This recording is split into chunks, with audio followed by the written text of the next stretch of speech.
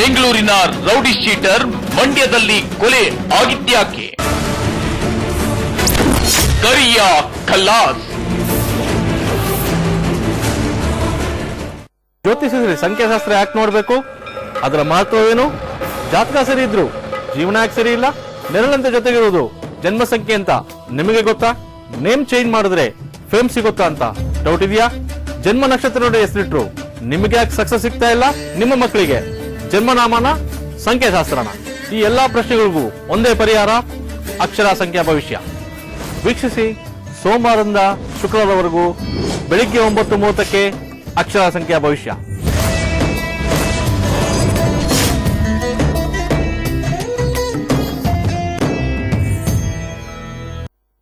ತೊಂದರೆ ಕೊಟ್ಟ, ನಂಗೂ ಸ್ಕೆಚ್ ಹಾಕಿದ್ದ, ಅದಕ್ಕೆ ಹೊಡೆದಾಕಿದ್ವಿ. ನನಗೆ ತುಂಬಾ ತೊಂದರೆ ಕೊಟ್ಟ, ಅದಕ್ಕೆ ಹೊಡೆದ. ಗುರುವಿಗೆ ಹೊಡೆದಿದ್ದ ರೌಡಿ ಫ್ರೆಂಡ್ಗೂ ಮುಹೂರ್ತ ಇಟ್ಟಿದ್ದ. ನನ್ನ ಪ್ರಾಣವರೆಗೂ ಮತ್ತೆ 2 ಸತಿ ಅಟೆಂಡ್ ಮಿಸ್ ಆಯ್ತು. ನನಗೆ ರೋಡಲ್ಲಿ ಒಂದ್ಸತಿ ಅಟೆಂಡ್ ಮಾಡ್ದ. ರೌಡಿಸಂ ಬೇಡ ಅಂತಾನೆ ಬಚ್ಚು ಬೀಸಿದ್ದರು ಹಂತಕರು. ರೌಡಿಸಂ ಮಾಡಬೇಕು, ದುಡ್ಡು ಮಾಡಬೇಕು, ಅದು ಇದೆಲ್ಲ ಅವಶ್ಯಕತೆ ಇಲ್ಲ. ಬೆಂಗಳೂರಿನ ರೌಡಿ ಶೀಟರ್ ಮಂಡ್ಯದಲ್ಲಿ ಕೊಲೆ ಆಗಿದ್ಯಾಕೆ? ಕರಿಯ ಖಲ್ಲಾಸ್. ಜ್ಯೋತಿಷದಲ್ಲಿ ಸಂಖ್ಯಾಶಾಸ್ತ್ರ ಯಾಕೆ ನೋಡ್ಬೇಕು? ಅದರ ಮಹತ್ವವೇನು? ಜಾತಕ ಸರಿ ಇದ್ರು ಜೀವನ ಯಾಕೆ ಸರಿ ಇಲ್ಲ? ನೆರಳಂತೆ ಜೊತೆಗಿರುವುದು ಜನ್ಮ ಸಂಖ್ಯೆ ಅಂತ ನಿಮಗೆ ಗೊತ್ತಾ? ನೇಮ್ ಚೇಂಜ್ ಮಾಡಿದ್ರೆ ಫೇಮ್ ಸಿಗುತ್ತಾ ಅಂತ ಡೌಟ್ ಇದೆಯಾ? ಜನ್ಮ ನಕ್ಷತ್ರ ನೋಡಿ ಹೆಸರಿಟ್ರು ನಿಮಗೆ ಯಾಕೆ ಸಕ್ಸಸ್ ಸಿಗ್ತಾ ಇಲ್ಲ? ನಿಮ್ಮ ಮಕ್ಕಳಿಗೆ ಜನ್ಮನಾಮನ ಸಂಖ್ಯಾಶಾಸ್ತ್ರನ? ಈ ಎಲ್ಲಾ ಪ್ರಶ್ನೆಗಳಿಗೂ ಒಂದೇ ಪರಿಹಾರ, ಅಕ್ಷರ ಸಂಖ್ಯಾ ಭವಿಷ್ಯ. ವೀಕ್ಷಿಸಿ ಸೋಮವಾರದಿಂದ ಶುಕ್ರವಾರವರೆಗೂ ಬೆಳಿಗ್ಗೆ 9:30ಕ್ಕೆ ಅಕ್ಷರ ಸಂಖ್ಯಾ ಭವಿಷ್ಯ.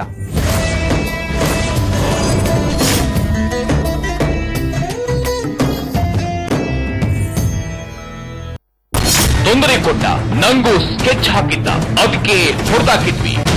ನನಗೆ ತುಂಬಾ ತೊಂದರೆ ಕೊಟ್ಟ, ಅದಕ್ಕೆ ಹೊಡೆದ. ಗುರುವಿಗೆ ಹೊಡೆದಿದ್ದ ರೌಡಿ ಫ್ರೆಂಡ್ಗೂ ಮುಹೂರ್ತ ಇಟ್ಟಿದ್ದ. ನನ್ನ ಪ್ರಾಣವರೆಗೂ ಮತ್ತೆ 2 ಸತಿ ಅಟೆಂಡ್ ಮಿಸ್ ಆಯ್ತು. ನನಗೆ ರೋಡಲ್ಲಿ ಒಂದ್ಸತಿ ಅಟೆಂಡ್ ಮಾಡ್ದ.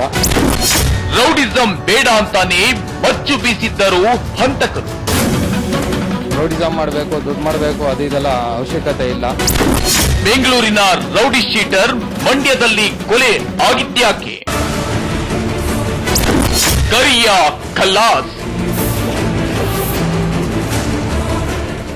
ಜ್ಯೋತಿಷದಲ್ಲಿ ಸಂಖ್ಯಾಶಾಸ್ತ್ರ ಯಾಕೆ ನೋಡ್ಬೇಕು? ಅದರ ಮಹತ್ವವೇನು? ಜಾತಕ ಸರಿ ಇದ್ರು ಜೀವನ ಯಾಕೆ ಸರಿ ಇಲ್ಲ? ನೆರಳಂತೆ ಜೊತೆಗಿರುವುದು ಜನ್ಮ ಸಂಖ್ಯೆ ಅಂತ ನಿಮಗೆ ಗೊತ್ತಾ? ನೇಮ್ ಚೇಂಜ್ ಮಾಡಿದ್ರೆ ಫೇಮ್ ಸಿಗುತ್ತಾ ಅಂತ ಡೌಟ್ ಇದೆಯಾ? ಜನ್ಮ ನಕ್ಷತ್ರ ನೋಡಿ ಹೆಸರಿಟ್ರು ನಿಮಗೆ ಯಾಕೆ ಸಕ್ಸಸ್ ಸಿಗ್ತಾ ಇಲ್ಲ? ನಿಮ್ಮ ಮಕ್ಕಳಿಗೆ ಜನ್ಮನಾಮನ ಸಂಖ್ಯಾಶಾಸ್ತ್ರನ? ಈ ಎಲ್ಲಾ ಪ್ರಶ್ನೆಗಳಿಗೂ ಒಂದೇ ಪರಿಹಾರ, ಅಕ್ಷರ ಸಂಖ್ಯಾ ಭವಿಷ್ಯ. ವೀಕ್ಷಿಸಿ ಸೋಮವಾರದಿಂದ ಶುಕ್ರವಾರವರೆಗೂ ಬೆಳಿಗ್ಗೆ 9:30ಕ್ಕೆ ಅಕ್ಷರ ಸಂಖ್ಯಾ ಭವಿಷ್ಯ.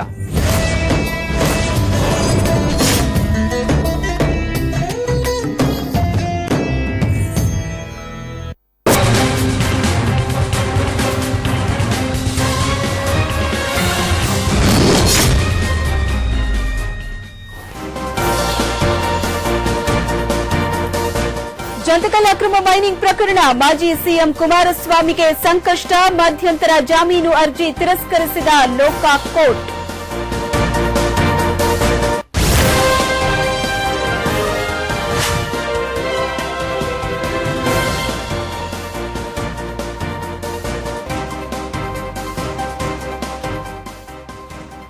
ಅತ್ಯಾಚಾರದ ವಿರುದ್ಧ ಸಿಡಿದೆದ್ದ ಬಾಲಕಿ, ಪ್ರಧಾನಿ ನರೇಂದ್ರ ಮೋದಿಗೆ ವಿದ್ಯಾರ್ಥಿನಿ ಪತ್ರ, ದೇಶದ ಗಮನ ಸೆಳೆದ ಬಾಗಲಕೋಟೆಯ ಮಗಳು.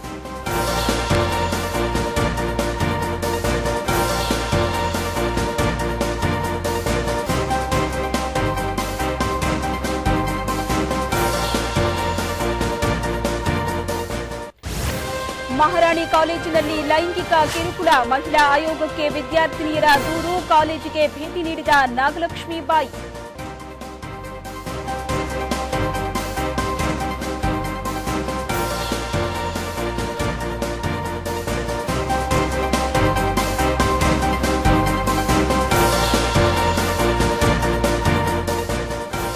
ಸಭಾಪತಿ ಪದಚ್ಯುತಿಗೆ ಕೈ ನಾಯಕರ ಆಗ್ರಹ, ಅವಿಶ್ವಾಸ ನಿರ್ಣಯ ವಿಚಾರ ಸದನದಲ್ಲಿ ಪ್ರಸ್ತಾಪ, ಕಾದು ನೋಡುವ ತಂತ್ರ ಅನುಸರಿಸಿದ ಜೆಡಿಎಸ್.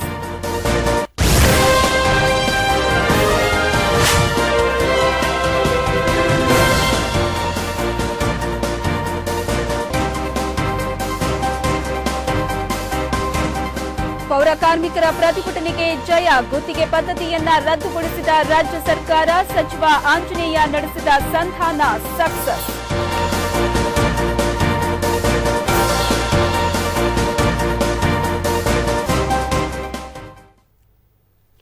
ದೇಶದಲ್ಲಿ ಏಕರೂಪ ಕಾನೂನು ಜಾರಿಯಾದರೆ ಆಧುನಿಕತೆಯಲ್ಲೂ ಧರ್ಮದ ಆಚರಣೆಗೆ ನೀವು ಬದ್ಧವೇ? ಮುಸ್ಲಿಂ ಮಹಿಳೆಯರು ಏಕರೂಪದ ಸಂಹಿತೆಗೆ ಏನಂತಾರೆ? ಅವರವರ ನಂಬಿಕೆಗೆ ಪೆಟ್ಟು ನೀಡೋ ಏಕ ಸಂಹಿತೆ ಜಾರಿ ಪ್ರಸ್ತುತವೇ? ಏಕ ಸಂಹಿತೆಗೆ ನೀವು ಓಕೆ ಅಂತೀರಾ?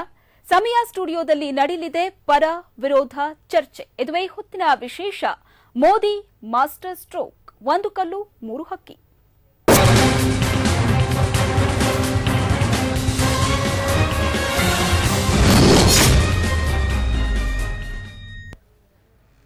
ದೇಶದಲ್ಲಿ ಪ್ರಸ್ತುತ ಬೇರೆ ಬೇರೆ ಧರ್ಮಗಳಿಗೆ ಅನುಸಾರವಾಗಿ ವೈಯಕ್ತಿಕ ಕಾನೂನುಗಳು ಇವೆ. ಏಕರೂಪಗೊಳಿಸುವುದಕ್ಕೆ ವ್ಯಾಪಕ ಪರ ವಿರೋಧ ಅಭಿಪ್ರಾಯಗಳಿವೆ. ಈ ನಡುವೆ ತ್ರಿವಳಿ ತಲಾಖ್ ಬಗ್ಗೆ ಸುಪ್ರೀಂ ಕೋರ್ಟ್ ಸಾಂವಿಧಾನಿಕ ಪೀಠ ಸತತ ವಿಚಾರಣೆ ನಡೆಸಿ ತೀರ್ಪನ್ನ ಕಾಯ್ದಿರಿಸಿದೆ. ದೇಶಕ್ಕೆ ಒಂದೇ ಸಂವಿಧಾನ ಇರುವಂತೆ ಒಂದೇ ಕಾನೂನು ತರೋದಕ್ಕೆ ಆಗೋದಿಲ್ವಾ? ಈ ಬಗೆಗಿನ ಡೀಟೇಲ್ಸ್ ಇಲ್ಲಿದೆ ನೋಡಿ.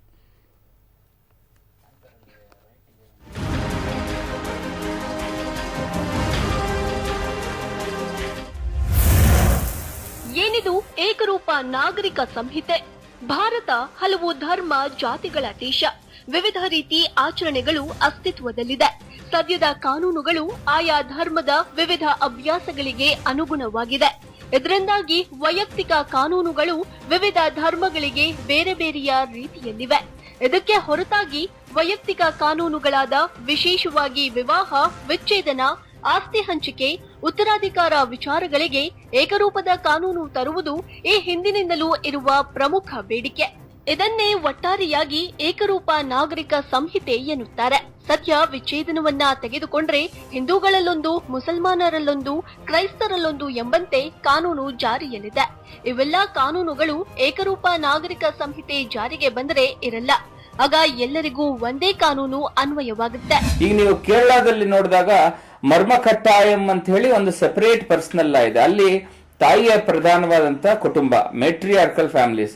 ಮಂಗಳೂರಿನ ಕಡೆ ನೋಡಿದಾಗ ನಿಮಗೆ ಅಳಿಯ ಸಂತಾನ ಅಂತಕ್ಕಂತ ಒಂದು ಕಾನೂನು ಇದೆ. ಅಂದ್ರೆ ಅಲ್ಲಿ ಅಳಿಯನ ಮಕ್ಕಳು ಯಾರಿರ್ತಾರೆ ಅವರಿಗೆ ಇನ್ಹೆರಿಟೆನ್ಸ್ ರೈಟ್ಸ್ ಸಿಗ್ತದೆ, ಅಂದ್ರೆ ಉತ್ತರದಾಯಿತ್ವ ಸಿಗ್ತದೆ ಆಸ್ತಿಗಳ ಸಂದರ್ಭದಲ್ಲಿ. ಹಾಗಾಗಿ ಇವೆಲ್ಲವೂ ಸಹ ಪರ್ಸನಲ್ ಲಾಸ್. ಅಂದ್ರೆ ನನ್ನ ಒಂದು ಸಂಸ್ಕೃತಿ, ನನ್ನ ಒಂದು ಪರ್ಸನಲ್ ಸಂಸ್ಕೃತಿ ಏನಿದೆ ಆ ಸಂಸ್ಕೃತಿಯ ವಿಷಯಗಳಿವು. ಹಾಗಾಗಿ ನೀವು ಏಕರೂಪವಾದಂತ ಒಂದು ಕಾನೂನು ತಂದ್ಬಿಟ್ರೆ ನನ್ನ ಸಾಂಸ್ಕೃತಿಕ ಹಕ್ಕುಗಳೇನಿದ್ದಾವೆ ಅವುಗಳಿಗೆಲ್ಲ ಧಕ್ಕೆ ಆಗ್ತದೆ ಅಂತ. ಏಕರೂಪ ನಾಗರಿಕ ಸಂಹಿತೆ ಜಾರಿ ಬೇಡಿಕೆ ಶುರುವಾದದ್ದು ಎಲ್ಲಿಂದ? ದೇಶದಲ್ಲಿ ಏಕರೂಪ ನಾಗರಿಕ ಸಂಹಿತೆ ಕುರಿತ ಚರ್ಚೆ ಇಂದು ನೆನೆಯದಲ್ಲ. ಬ್ರಿಟಿಷರ ಕಾಲದಿಂದಲೇ ಏಕರೂಪ ನಾಗರಿಕ ಸಂಹಿತೆ ಜಾರಿಗೊಳಿಸುವಂತೆ ಒತ್ತಾಯಗಳು ಇವೆ. ಬ್ರಿಟಿಷ್ ಆಡಳಿತದ ವೇಳೆ ಭಾರತದಲ್ಲಿ ಏಕರೂಪದ ಕಾನೂನು ಬೇಕು ಎಂಬ ಬಗ್ಗೆ ದಿ ಲೆಕ್ಸ್ ಎಲ್ಒಸಿ ವರದಿ 1840ರಲ್ಲಿ ಸಲ್ಲಿಕೆಯಾಗಿತ್ತು. ಸ್ವಾತಂತ್ರ್ಯ ನಂತರವೂ ಸಂವಿಧಾನ ರಚನೆ ಸಂದರ್ಭದಲ್ಲಿ ಇದು ಚರ್ಚೆಯಾಗಿತ್ತು. ಬಳಿಕ ಸಂವಿಧಾನ ರಚನೆ ವೇಳೆ ಎಲ್ಲಾ ಸಂವಿಧಾನ ತಜ್ಞರು ಏಕರೂಪ ನಾಗರಿಕ ಸಂಹಿತೆಯನ್ನ ರಾಜ್ಯ ನಿರ್ದೇಶಕ ತತ್ವಗಳಡಿ ಈ ಅಂಶವನ್ನ ಸೇರ್ಪಡೆ ಮಾಡಿದ್ರು. ಹೀಗಾಗಿ ಏಕರೂಪ ನಾಗರಿಕ ಸಂಹಿತೆ ಕಾನೂನಾಗಿ ಮಾಡಿರಲಿಲ್ಲ. ಏಕರೂಪ ನಾಗರಿಕ ಸಂಹಿತೆ ಅಳವಡಿಸುವುದು ಸರ್ಕಾರದ ಕರ್ತವ್ಯ ಎಂದು ಹೇಳಲಾಗಿತ್ತು. ಸಂವಿಧಾನದ 44ನೇ ಕಲಂನಲ್ಲಿ ಏಕರೂಪ ನಾಗರಿಕ ಸಂಹಿತೆ ಬಗ್ಗೆ ವಿವರವಾಗಿ ಹೇಳಲಾಗಿದೆ. ತೀವ್ರ ಚರ್ಚೆಗೆ ಬಂದದ್ದು ಯಾವಾಗ? 1985ರ ಶಾಬಾನು ಪ್ರಕರಣದ ಬಳಿಕ ಏಕರೂಪ ನಾಗರಿಕ ಸಂಹಿತೆ ಕುರಿತ ಚರ್ಚೆಗಳು ತೀವ್ರಗೊಂಡಿದ್ವು. 2014ರ ಚುನಾವಣೆ ವೇಳೆ ಬಿಜೆಪಿ ಏಕರೂಪ ನಾಗರಿಕ ಸಂಹಿತೆ ತರೋದಾಗಿ ಚುನಾವಣಾ ಪ್ರಣಾಳಿಕೆಯಲ್ಲಿ ಹೇಳಿತ್ತು. ಆ ಬಳಿಕ ಕೆಲವು ಪ್ರಕರಣಗಳಿಗೆ ಸಂಬಂಧಿಸಿದಂತೆ ಸುಪ್ರೀಂ ಕೋರ್ಟ್ ಕೂಡ ಈ ಬಗ್ಗೆ ಅಭಿಪ್ರಾಯಗಳನ್ನ ವ್ಯಕ್ತಪಡಿಸಿತ್ತು. 2015 ಅಕ್ಟೋಬರ್ 13ರಂದು ಸುಪ್ರೀಂ ಕೋರ್ಟ್ ದೇಶದಲ್ಲಿ ಹಲವು ಧಾರ್ಮಿಕ ಕಟ್ಟುಪಾಡುಗಳ ವೈಯಕ್ತಿಕ ಕಾನೂನುಗಳಿಂದ ಗೊಂದಲವಿದ್ದು ಈ ಬಗ್ಗೆ ಕೇಂದ್ರ ಸರ್ಕಾರ ಏಕರೂಪದ ನಾಗರಿಕ ಸಂಹಿತೆ ಜಾರಿ ಕುರಿತಂತೆ ತನ್ನ ಸ್ಪಷ್ಟ ಅಭಿಪ್ರಾಯ ವ್ಯಕ್ತಪಡಿಸಬೇಕು ಎಂದಿತು. ಶಾಬಾನು ಅಂತಕ್ಕಂಥ ಒಬ್ಬ ಮುಸ್ಲಿಂ ಲೇಡಿ, ಆಕೆ ಗಂಡ ಮುಸ್ಲಿಂ ಆಂತರಿಕ ಕಾನೂನಿನ ಕೆಳಗಡೆ ಆಕೆಗೆ ವಿಚ್ಛೇದನ ಕೊಟ್ಟಿರ್ತಾರೆ, ತಲಾಕ್ ಕೊಟ್ಟಿರ್ತಾರೆ. ಆಕೆ ಬಂದು ನನಗೆ ಮೇಂಟೆನೆನ್ಸ್ ಕೊಡಬೇಕು ಅಂತ ಕೋರ್ಟ್ ನಲ್ಲಿ ಅರ್ಜಿ ಹಾಕೊಂಡಾಗ ಮಾನ್ಯ ನ್ಯಾಯಾಲಯ ಆಕೆಗೆ ಸೆಕ್ಷನ್ 125 ಕ್ರಿಮಿನಲ್ ಪ್ರೊಸೀಜರ್ ಕೋಡ್ ಅಡಿಯಲ್ಲಿ ಮೇಂಟೆನೆನ್ಸ್ ಕೊಟ್ಬಿಡುತ್ತೆ. ಆಗ ಮುಸ್ಲಿಂ ವಿವಾಹದ ಕಾಯ್ದೆಗಳ ಅನುಗುಣವಾಗಿ ಇದು ನಡೆದಿಲ್ಲ. ಆ ಒಂದು ಕಾಯ್ದೆಗಳಲ್ಲಿ ನಮ್ಗಿರ್ತಕ್ಕಂಥ ಪ್ರಿವಿಲೇಜಸ್ ಅನ್ನ ಈ ರೀತಿಯ ಜಡ್ಜ್ಮೆಂಟ್ಸ್ ಕಿತ್ಕೋತಾರೆ. ಅಲ್ಲಿಂದ ಶಬಾನೂಸ್ ಕೇಸಿಂದ ಮತ್ತೆ ತೀವ್ರವಾಗ್ತಾ ಹೋಯ್ತಿದು. ಗೋವಾದಲ್ಲಿದೆ ಅರೆ ಸಂಹಿತೆ. ಪೂರ್ಣವಾದ ಕಾನೂನು ಅಲ್ಲದಿದ್ರೂ ಅದಕ್ಕೆ ಸನಿಹವಾದ ಏಕರೂಪ ನಾಗರಿಕ ಸಂಹಿತೆಯೊಂದು ಗೋವಾದಲ್ಲಿದೆ. ಭಾರತದ ಬೇರಾವ ರಾಜ್ಯಗಳಲ್ಲೂ ಈ ರೀತಿಯ ಕಾನೂನಿಲ್ಲ. ಗೋವಾ ನಾಗರಿಕ ಸಂಹಿತೆ, ಗೋವಾ ಫ್ಯಾಮಿಲಿ ಲಾ ಹೆಸರಲ್ಲಿ ಇದು ಅಸ್ತಿತ್ವದಲ್ಲಿದೆ. ಭಾರತದ ಉಳಿದ ರಾಜ್ಯಗಳಲ್ಲಿರುವ ವೈಯಕ್ತಿಕ ಕಾನೂನುಗಳು ಇಲ್ಲಿಲ್ಲ. ಮದುವೆ, ವಿಚ್ಛೇದನ, ಆಸ್ತಿ ವಿಚಾರದಲ್ಲಿ ಇಲ್ಲಿನ ಕಾನೂನಿಗೆ ವ್ಯತ್ಯಾಸವಿದೆ. ವಿವಾಹಿತ ಪುರುಷ ಮಹಿಳೆಗೆ ಆಸ್ತಿ ಮೇಲೆ ಸಮಾನ ಹಕ್ಕಿದೆ. ವಿಚ್ಛೇದನವಾದ್ರೆ ಆಸ್ತಿ ಸಮಾನ ಹಂಚಿಕೆಯಾಗುತ್ತೆ. ಪಿತ್ರಾರ್ಜಿತ ಆಸ್ತಿಯಲ್ಲಿ ಅರ್ಧದಷ್ಟರ ಮೇಲೆ ಮಕ್ಕಳಿಗೆ ಹಕ್ಕಿರುತ್ತೆ. ಇನ್ನು ಮುಸ್ಲಿಮರು ಬಹುಪತ್ನಿತ್ವ ಪಾಲಿಸುವಂತಿಲ್ಲ. ಅಲ್ಲದೆ ಮೌಖಿಕ ವಿಚ್ಛೇದನಕ್ಕೆ ನಿರ್ಬಂಧವಿದೆ. ಬ್ಯೂರೋ ರಿಪೋರ್ಟ್, ಸಮಯ ನ್ಯೂಸ್. ಕೇಂದ್ರದಲ್ಲಿ ಬಿಜೆಪಿ ಅಧಿಕಾರಕ್ಕೆ ಬಂದ ಮೇಲೆ ಏಕರೂಪ ನಾಗರಿಕ ಸಂಹಿತೆ ಎಂಬ ಚರ್ಚೆ ವ್ಯಾಪಕವಾಗಿ ಚರ್ಚೆಗೆ ಬರ್ತಾ ಇದೆ. ಇನ್ನು ಇದು ಬಿಜೆಪಿಯ ಟ್ರಂಪ್ ಕಾರ್ಡ್ ಸಹ ಹೌದು. ಈ ಸಂಹಿತೆಗೆ ಮೋದಿ ಸರ್ಕಾರ ಕಾನೂನು ಮಾನ್ಯತೆ ನೀಡಲಿದೆ ಅಂತಲೇ ಹೇಳಲಾಗ್ತದೆ. ಈ ಬಗ್ಗೆ ಸಮಯ ನ್ಯೂಸ್ ಜನಾಭಿಪ್ರಾಯವನ್ನ ಸಂಗ್ರಹಿಸಿದೆ. ಜನ ಈ ಬಗ್ಗೆ ಏನ್ ಹೇಳ್ತಾರೆ ಅನ್ನೋದನ್ನ ನೀವೇ ನೋಡಿ.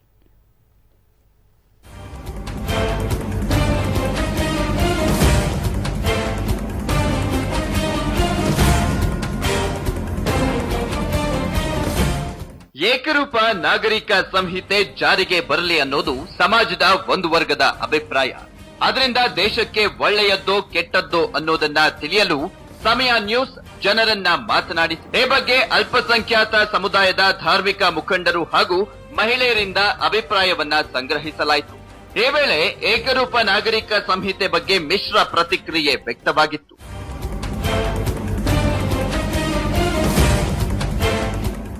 ಸರ್ಕಾರ ಏನೇ ಜಾರಿಗೆ ತಂದ್ರೂ ಕೂಡ ಸಮುದಾಯದ ಪದ್ಧತಿ ಬಿಡೋದಿಲ್ಲ. ಬುರ್ಕಾ ಕಡ್ಡಾಯ ಮಾಡಲಿಲ್ಲ ಅಂದ್ರೂ ಕೂಡ ಹಾಕ್ತೇವೆ, ಒಂದು ವೇಳೆ ಕಡ್ಡಾಯ ಮಾಡಿದ್ರೂ ಕೂಡ ಹಾಕ್ತೇವೆ ಎನ್ನುತ್ತಾರೆ ಅಲ್ಪಸಂಖ್ಯಾತ ಧರ್ಮಗುರುಗಳು. ಧಾರ್ಮಿಕ ಆಚರಣೆ ಕೆಲವರ ವೈಯಕ್ತಿಕ ವಿಚಾರ. ಒಂದು ವೇಳೆ ಸರ್ಕಾರ ಈ ವಿಷಯದಲ್ಲಿ ಬಲವಂತ ಮಾಡಿದ್ರೆ ಪ್ರಯೋಜನ ಇಲ್ಲ ಎನ್ನುವುದು ಇವರ ಅಭಿಪ್ರಾಯ. ಒಂದೇ ಕಾನೂನು ಅಂತ ಮಾಡ್ತಾರೆ, ಅದಾಗಲ್ಲ. ಕಾನ್ಸ್ಟಿಟ್ಯೂಷನ್ನಲ್ಲಿ ಈಗ ಬೇರೆ ಬೇರೆ ಜಾತಿಗೆ ಬೇರೆ ಬೇರೆ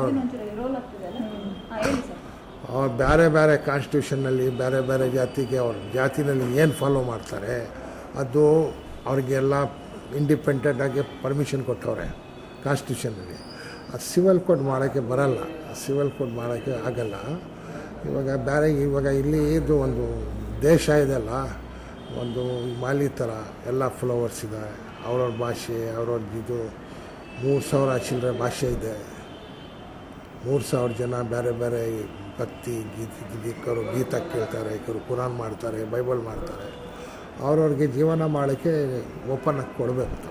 ಇನ್ನು ತಲಾಖ್ ವಿಚಾರಕ್ಕೆ ಸಂಬಂಧಿಸಿದಂತೆ ಮಹಿಳೆಯರನ್ನ ಮಾತನಾಡಿಸಿದಾಗಲೂ ಕೂಡ ಮಹಿಳೆಯರು ಧರ್ಮವನ್ನ ಬಿಟ್ಟು ಕೊಡಲು ಒಪ್ಪಲಿಲ್ಲ.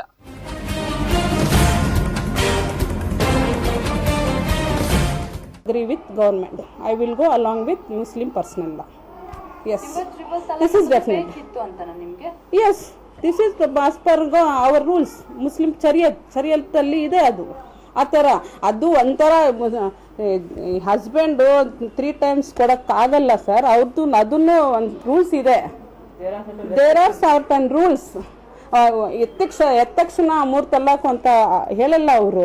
ಯಾಕಂದ್ರೆ ಸ್ವಲ್ಪ ಸರ್ಟನ್ ರೂಲ್ಸ್ ಇದೆ. ಅದಕ್ಕೂ ವಿಟ್ನೆಸ್ ಇರಬೇಕು, ಯಾರಾದರೂ ಇಬ್ಬರು ವಿಟ್ನೆಸ್ ಇರಬೇಕು, ಅದೆಲ್ಲ ಇದೆ. ಬರೀ ಹಸ್ಬೆಂಡ್ ಆ್ಯಂಡ್ ವೈಫ್ ಅಲ್ಲಿ ತಲಾಖ್ ಅಂದರೆ ಆಗಲ್ಲ ಅದು. The government should go in the deep what the ಶರಿಯತ್ ಈಸ್. ಅದಕ್ಕೆ I don't agree with the government. I will follow the Muslim personal law. ವಿವಾಹ ವಿಚ್ಛೇದನಕ್ಕೆ ಸಂಬಂಧಪಟ್ಟಂತೆ ತ್ರಿವಳಿ ತಲಾಖ್ ಉತ್ತಮ ವ್ಯವಸ್ಥೆ. ಯಾಕಂದ್ರೆ 3 ಬಾರಿ ತಲಾಖ್ ಹೇಳಿದ್ರೆ ವಿಚ್ಛೇದನ ಆಗೋದಿಲ್ಲ. ಅದಕ್ಕೆ ಅದರದ್ದೇ ಆದ ನೀತಿ ನಿಯಮಾವಳಿ ಇವೆ. ಒಂದು ವೇಳೆ ಮಹಿಳೆಯರು ತಪ್ಪು ಮಾಡಿದ್ರೆ ಅದಕ್ಕೆ ಸಾಕ್ಷಿ ಇರಬೇಕು. ಸಾಕ್ಷಿ ಸಮೇತ ಗಂಡು ಅಥವಾ ಹೆಣ್ಣು ತಪ್ಪನ್ನ ನಿರೂಪಿಸಿ ತಲಾಖನ್ನ ಪಡೆದುಕೊಳ್ಳಬೇಕಾಗುತ್ತದೆ. ಈ ಬಗ್ಗೆ ಉಳಿದದ್ದೆಲ್ಲ ಕಟ್ಟುಕತೆ ಅಂತಾರೆ ನವೀದ. ಪ್ರಕಾರ ವಿ ಆರ್ ಲಕ್ಕಿ ಎನಫ್. ನಮಗೆ ಹೆಂಗಸರಿಗೆ ಇಸ್ಲಾಂ ಎಷ್ಟು ಸ್ಟೇಟಸ್ ಕೊಟ್ಟಿದೆ, ಅದು we are the luckiest person. Islam simply doesn't degrade Muslim womens and just encourage only the Muslim ಹೆಣ್ಣು, ಆ ಥರ ಏನಿಲ್ಲ ಅದು. ಸೊ ನಮ್ಮ ಪ್ರಕಾರ ಏನು ಕೇಸ್ ಆದ್ರೂ even our gents they don't go to the immediately ಅದು ಇದು ಮಾಡಬೇಕು ಅಂತ ಮಾಡಲ್ಲ ಅವರು. ಯಾರೋ 100ಅಲ್ಲಿ 0.05% ಅವ್ರು 1 ಮಾಡಿದ್ರೆ ಎಲ್ಲ ಬ್ಲೇಮ್ ಮುಸ್ಲಿಂ ಕಮ್ಯುನಿಟಿಗೆ ಬರ್ತಾ ಇದೇನೋ. All Muslims we don't do all these things because ನಮ್ಗೆ ಗೊತ್ತಾಗಿ ಇಸ್ಲಾಂ ಖುರಾನ್ ಓದಿದ್ರೆ ನಮಗೆ what is right what is wrong ಅದೆಲ್ಲ ನಮ್ಗೆ ಗೊತ್ತಿದೆ. ಅವ್ರು ಗೊತ್ತಿದೆ, ಅವರು ಖಂಡಿತ ಇದು ಮಾಡಲ್ಲ. ಒಂದು ವೇಳೆ ಸರ್ಕಾರ ಕಾನೂನು ಅನುಷ್ಠಾನಗೊಳಿಸಿದ್ರೂ ಕೂಡ ತಲಾಖ್ ವ್ಯವಸ್ಥೆ ಬಿಟ್ಟುಕೊಡುವುದಿಲ್ಲ ಎನ್ನುವುದು ಬಹಳಷ್ಟು ಮುಸ್ಲಿಂ ಮಹಿಳೆಯರ ಅಭಿಪ್ರಾಯ.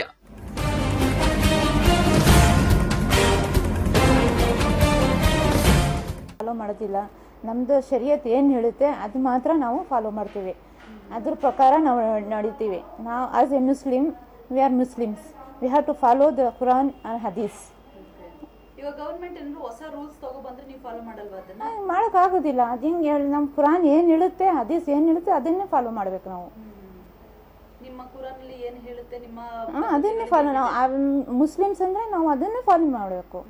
ಅವ್ರವ್ರ ಕ್ಯಾಸ್ಟ್ ಅವ್ರವ್ರು ಫಾಲೋ ಮಾಡ್ತಾನೆ ಇದ್ದಾರಲ್ವಾ, ನಾವು ಅದನ್ನು ಫಾಲೋ ಮಾಡಬೇಕು. We are Muslims means we have to die as a Muslim ಅಂದು. ಓಕೆ, ಈಗ ಕೆಲವೊಂದು ಲೇಡೀಸ್ಗೆ ಏನಾಗುತ್ತೆ ಅಂತ ಹೇಳಿದ್ರೆ ಏನೋ ಹಸ್ಬೆಂಡ್ ಅಂಡ್ ವೈಫ್ ಎಲ್ಲರಿಗೂ ಅಂಡರ್ಸ್ಟ್ಯಾಂಡಿಂಗ್ ಇರುತ್ತೆ ಅಂತಾನೆ ಹೇಳಲಿಕ್ಕೆ ಬರೋದಿಲ್ಲ.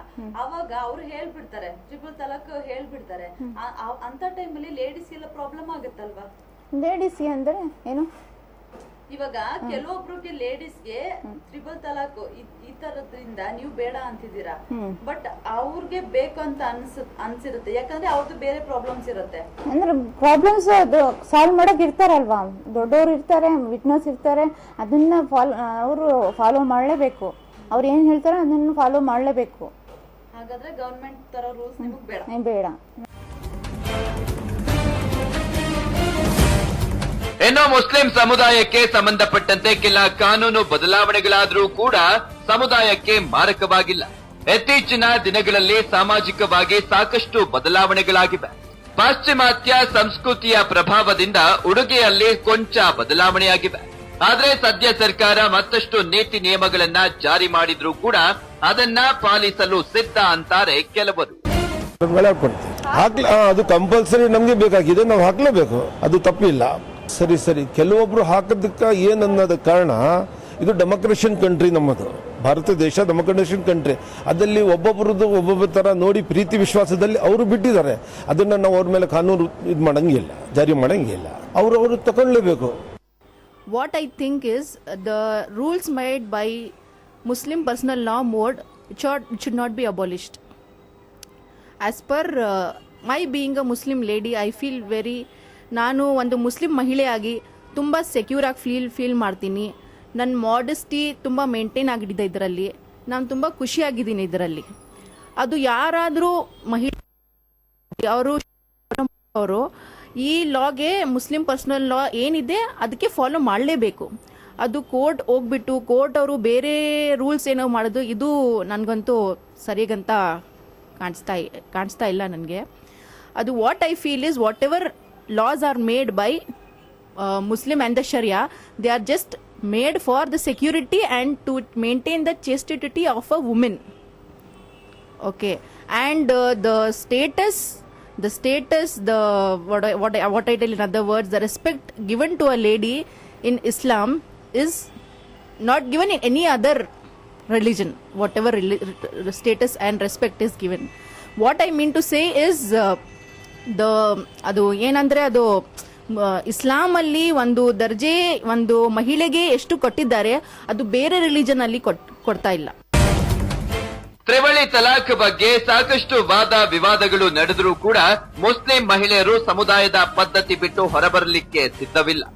ಕಾನೂನು ಎಷ್ಟೇ ಬಲಿಷ್ಠವಾಗಿದ್ದರೂ ಕೂಡ ಧಾರ್ಮಿಕ ನಂಬಿಕೆ ಇರಬೇಕು. ಕಾನೂನು ಇದ್ದರೂ ಧಾರ್ಮಿಕ ನಂಬಿಕೆಯೂ ಇರಬೇಕಾಗುತ್ತೆ ಅಂತ ಕೆಲವರು ಹೇಳಿದ್ರೆ, ಇನ್ನು ಕೆಲವರು ಸರ್ಕಾರದ ಕೆಲ ಬದಲಾವಣೆ ಒಪ್ಪಿಕೊಳ್ಳುತ್ತೇವೆ ಅಂತಾರೆ. ಹೀಗಾಗಿ ಈ ವಿಷಯದಲ್ಲಿ ಪರ ವಿರೋಧದ ಅಭಿಪ್ರಾಯ ವ್ಯಕ್ತವಾಗಿದೆ. ಸಮಯ ನ್ಯೂಸ್, ಬೆಂಗಳೂರು. ಏಕ್ ಭಾರತ್ ಏಕ್ ಕಾನೂನ್, ಇದು ನಮ್ಮ ಭವ್ಯ ಭಾರತದ ಕನಸು. ನಮ್ಮ ದೇಶ ಮುಂದೆ ಯಾವುದೇ ಜಾತಿ, ಧರ್ಮ, ಮತ ಅನ್ನೋ ಭೇದ ಭಾವ ಇಲ್ಲದ ದೇಶವಾಗಬೇಕು. ಅದಕ್ಕಾಗಿ ನಮ್ಮ ದೇಶದಲ್ಲಿ ಕಾನೂನಿಗೆ ಹೊಸ ರೂಪವನ್ನ ತರುವಂತಹ ಪ್ರಯತ್ನಗಳು ನಡೀತಾ ಇದೆ. ಏನು ಆ ಹೊಸ ಕಾನೂನು, ಹೇಗಿರುತ್ತೆ ದೇಶದ ಮುಂದಿನ ನೀತಿ, ಎಲ್ಲಿದೆ ಅದೆಲ್ಲದರ ಡೀಟೇಲ್ಸ್.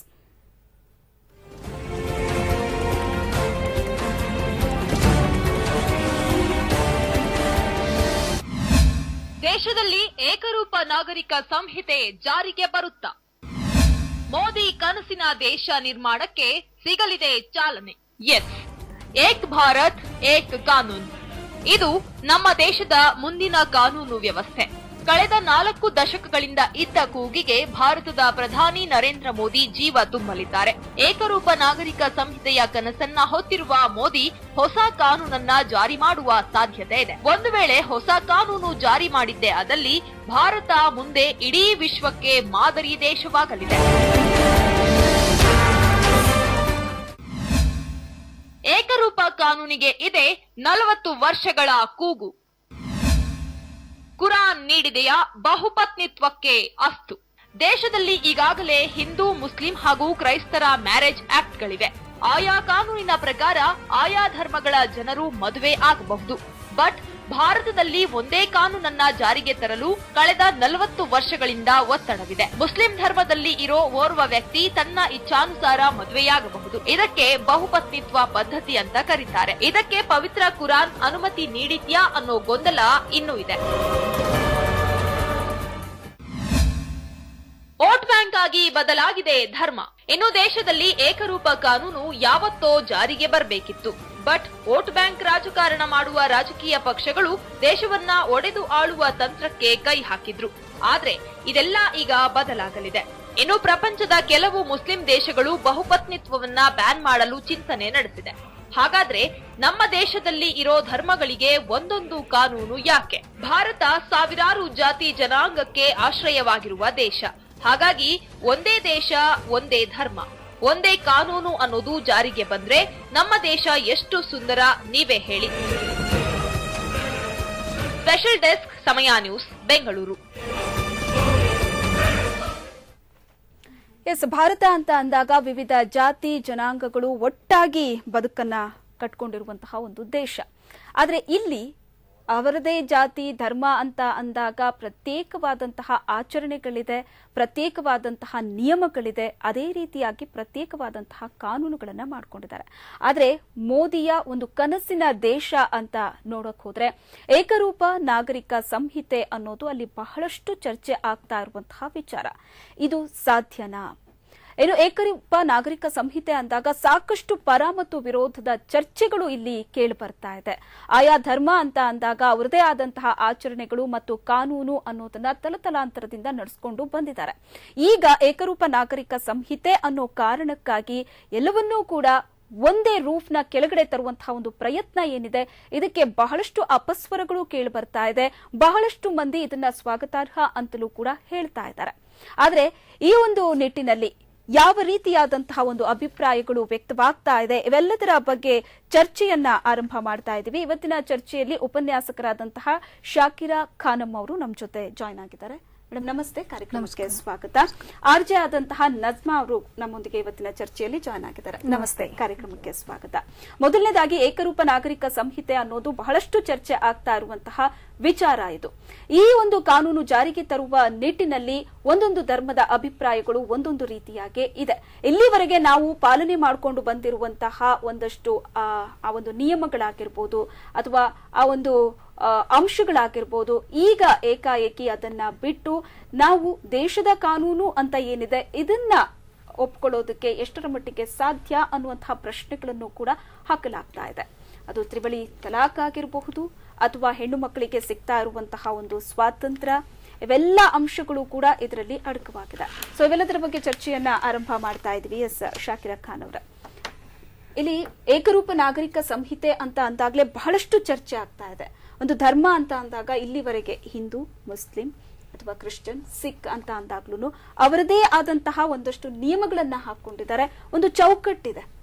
ಆದ್ರೆ ಅವೆಲ್ಲವೂ ಕೂಡ ಈಗ ಏಕರೂಪ ನಾಗರಿಕ ಸಂಹಿತೆ ಅನ್ನುವಂತಹ ಒಂದು ರೂಫ್ ಕೆಳಗಡೆನೆ ಬರಬೇಕು. ಎಲ್ಲಾ ಧರ್ಮಗಳು ಕೂಡ ಅದೇ ಒಂದು ನಿಯಮಗಳನ್ನ, ಆ ಕಾನೂನುಗಳನ್ನ, ಆ ಅಂಶಗಳನ್ನ ಪಾಲಿಸಬೇಕು ಅಂದಾಗ ಬಹಳಷ್ಟು ಅಪಸ್ವರ. ಇನ್ನೂ ಒಂದು ಕಡೆಯಿಂದ ಅದು ಸ್ವಾಗತಾರ್ಹ, ಇಟ್ಸ್ ಗುಡ್ ಅನ್ನುವಂಥದ್ದು ಕೂಡ ಕೇಳಿ ಬರ್ತಾ ಇದೆ. ಏಕರೂಪ ನಾಗರಿಕ ಸಂಹಿತೆ ಅನ್ನುವಂಥದ್ದಕ್ಕೆ ನಿಮ್ಮ ರಿಯಾಕ್ಷನ್ ಏನು? ಏಕರೂಪ ನಾಗರಿಕ ಸಂಹಿತೆ ಬಗ್ಗೆ ಹೇಳ್ಬೇಕಂತ ಹೇಳಿದ್ರೆ, ಭಾರತ ಪ್ರಜಾಪ್ರಭುತ್ವ ದೇಶ, ಪ್ರಜೆಗಳಿಂದ ಪ್ರಜೆಗಳಿಗೋಸ್ಕರ ಪ್ರಜೆಗಳ ಸರ್ಕಾರ ಅನ್ನೋ ಉದ್ದೇಶದಿಂದ ನಡೀತಿರುವಂತ ಈ ಒಂದು ಸರ್ಕಾರದಲ್ಲಿ ಸಂವಿಧಾನದಲ್ಲಿ ಆಶಯ ಇದೆ, ಏಕರೂಪ ನಾಗರಿಕ ಸಂಹಿತೆ ಬರಬೇಕು ಅನ್ನೋ ಒಂದು ಆಶಯ ಸಂವಿಧಾನದಲ್ಲಿ ಇದೆ. ಆದ್ರೆ ಆ ಆಶಯ ಏನ್ ಹೇಳುತ್ತೆ ಅಂತ ಹೇಳಿದ್ರೆ, ಮೂಲಭೂತ ಹಕ್ಕುಗಳಿಗೆ ಧಕ್ಕೆ ಆಗಬಾರದು, ಮೂಲಭೂತ ಹಕ್ಕುಗಳಿಗೆ ಧಕ್ಕೆ ಆಗದಂತಹ ಒಂದು ನಾಗರಿಕ ಸಂಹಿತೆ ಬರಬೇಕು ಅಂತ ಸಂವಿಧಾನನೂ ಹೇಳುತ್ತೆ, ನಾವು ಹೇಳ್ತೀವಿ. ಯಾಕಂದ್ರೆ ಮೂಲಭೂತ ಹಕ್ಕುಗಳು ಅಂತ ಹೇಳಿದ್ರೆ ಇಲ್ಲಿ ಸುಮಾರು 3,000 ಜಾತಿಗಳಿದೆ, 3,000ಗಿಂತ ಹೆಚ್ಚು ಪಂಗಡಗಳಿವೆ, ಸಾವಿರಾರು ಧರ್ಮಗಳಿವೆ ಇಲ್ಲಿ. ಈಗ ಯಾರ್ಯಾರಿಗೆ ಏನೇನ್ ಕಾನೂನು ಮಾಡ್ತೀರಾ ನೀವು, ಯಾರ್ಯಾರಿಗೆ ಯಾವ ಮೇನ್ ಸ್ಟ್ರೀಮ್ ಅಲ್ಲಿ ನೀವು ಯಾರನ್ನ ತರ್ತೀರಾ ಇಲ್ಲಿ? ಈಗ ಮುಖ್ಯವಾಗಿ ಟಾರ್ಗೆಟ್ ಆಗಿರುವಂತದ್ದು ಮುಸ್ಲಿಮ್ಸ್.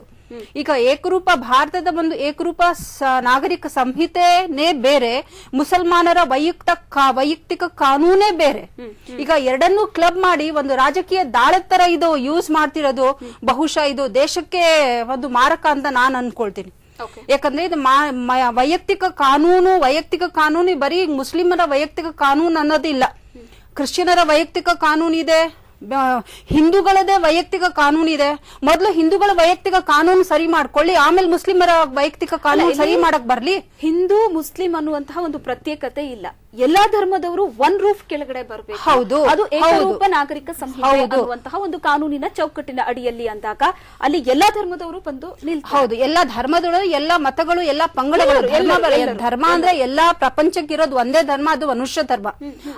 ಆ ಒಂದು ಮನುಷ್ಯ ಧರ್ಮದ ಅಡಿಯಲ್ಲಿ ಈಗ ಸಂವಿಧಾನಕ್ಕೆ ಅನುಕೂಲವಾಗಿ ಅದರ ಆಶಯವನ್ನು ಕಾಪಾಡಿಕೊಂಡು ಇವರು ಏನಾದ್ರೂ ಕಾನೂನು ಮಾಡಿಕೊಂಡು ಸಮಾನ ನಾಗರಿಕ ಸಂಹಿತೆ ತರ್ತಾರೆ ಅಂತ ಹೇಳಿದ್ರೆ ಅದ್ರಲ್ಲಿ ನಮ್ದೇನು ಅಭ್ಯಂತರ ಇಲ್ಲ. ಯಾಕಂದ್ರೆ ಅದು ಒಂದ್ ಮಾತು ಹೇಳಿದ್ರಿ, ಈಗ ಇಡೀ ಪ್ರಪಂಚದಲ್ಲಿ ಧರ್ಮ ಅಂತ ಅಂದ್ರೆ ಅದು ಮನುಷ್ಯ ಧರ್ಮ ಮಾತ್ರ. ಹೌದು, ಈಗ ಜಾತಿ ಅಂದ್ರೆ ನಾವು ಗಂಡು ಜಾತಿ, ಎರಡೇ ಜಾತಿ ಇರೋದು ಅಂತ ಹೇಗ್ ಹೇಳ್ತೀವೋ ಅದೇ ತರ ಧರ್ಮ ಅಂದಾಗ ಮನುಷ್ಯ ಧರ್ಮ. ಹೌದು. ಸೊ ಈ ಒಂದು ಮನುಷ್ಯ ಧರ್ಮ ಅನ್ನುವಂತಹ ಅಡಿಯಲ್ಲಿ ಒಂದೇ ಕಾನೂನನ್ನ ಜಾರಿಗೆ ತಂದಿದ್ದೇ ಆದ್ರೆ ಇದು ಕೆಲವರು ಹೇಳ್ತಾರೆ ಇದು ಸ್ವಾಗತಾರ್ಹ ಅಂತ ಅನ್ಸಲ್ವಾ? ಮಾಡ್ಬೋದು. ಯಾವಾಗ ಮಾಡ್ಬೋದು? ಯಾಕಂದ್ರೆ ಈಗ ಧರ್ಮ ಅಂತ ಹೇಳಿದ್ರೆ ಮನುಷ್ಯ ಧರ್ಮ.